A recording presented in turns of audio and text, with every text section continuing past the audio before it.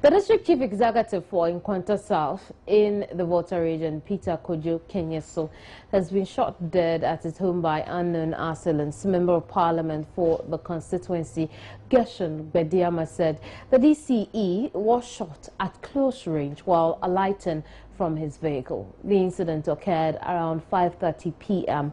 local time.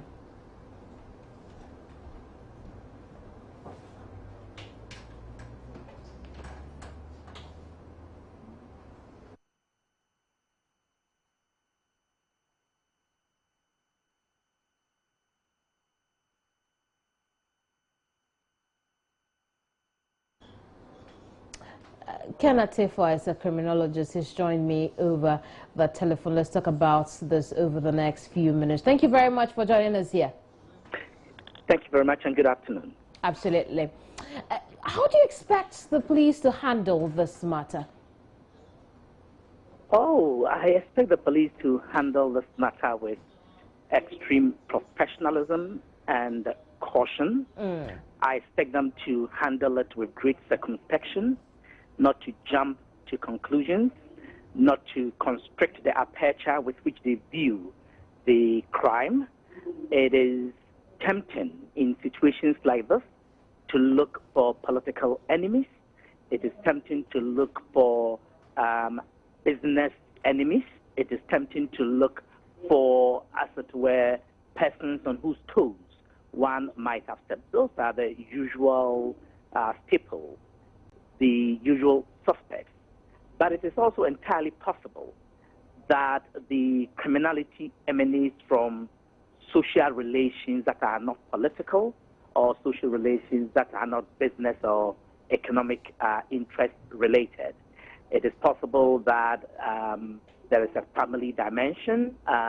One cannot tell, and there is too little information at this point to make a reasonable, educated conjecture at this point. I think it's important that the police remain circumspect and open-minded in proceeding. Further, I think it is important that they, to use a hackneyed phrase, they leave no stone unturned, because there is so much at a crime scene that can lead to clues. I mean, that give important clues. I understand that a crime happened in the night and it was at his gate, and that itself also speaks of a certain style of homicide execution that I think is worrying. I see. Is this one of those cases we could perhaps call contract killing? Called contract killing, you said? Yes.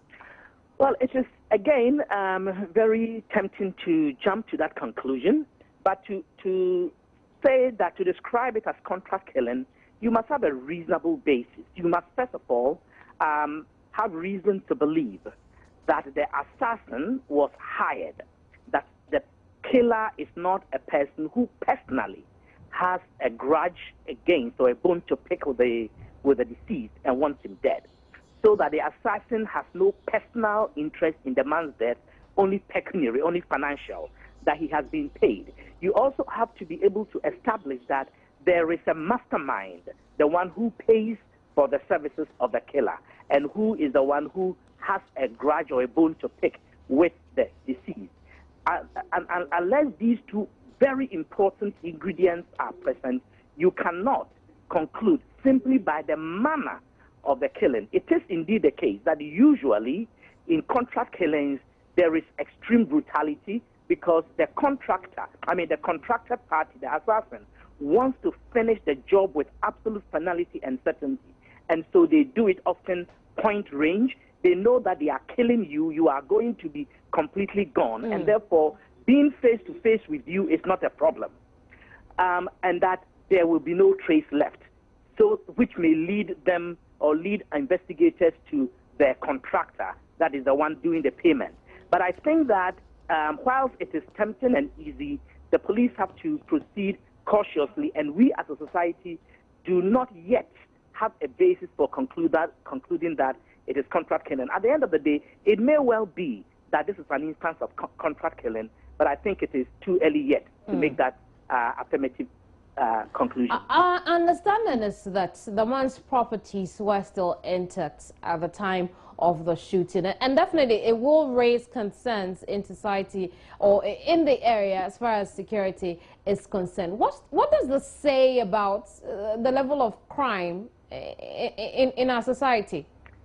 Well, not by itself. By itself, it doesn't say much. Not every killing is connected with robbery. And indeed, in most robberies, killings don't occur. Somebody kills because they want to remove a person from the world. That's the principal reason for killing. The other instances where killing takes place is where it is accidental. Even though they intend to do harm, they do not intend to kill the person. In the instant case, the information appears to suggest that the deceased, the Honorable DCE, was shot in the forehead, and that this was at close range, point blank, and therefore death was intended. Now, it does not in itself give rise to speculation about trends in crime. I think, to the best of my knowledge, this is maybe the fourth or fifth such incident in this country. But statistically, in the last 10, 12 years or so, we have seen this kind of criminality every once in a while. The most common form of killing is not this type. It is the one where people have used alcohol, people are in a close social interaction, there is anger, uncontrolled anger management, and all of that, and a killing result. And so I am slow to conclude that this necessarily gives an indication of a particular trend in criminality.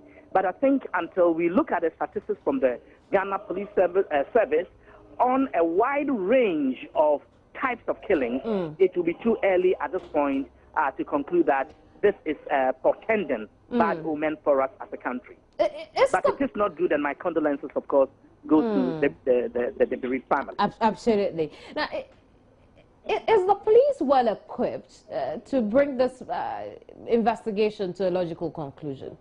Oh, I believe so. I believe the police is well equipped to handle this kind of crime. The capacity to detect crime is often strengthened by the willingness of citizens to give, as it were, tip-offs to the police. All over the world, the fact is that most crimes are solved by the police only when citizens provide tip-offs.